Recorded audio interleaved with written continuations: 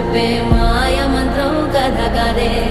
చంటోళ్లను భయపెట్టే భూచోడి కథ కదే, తాత ముత్తాతమ్మల భూతాల కథ కదే,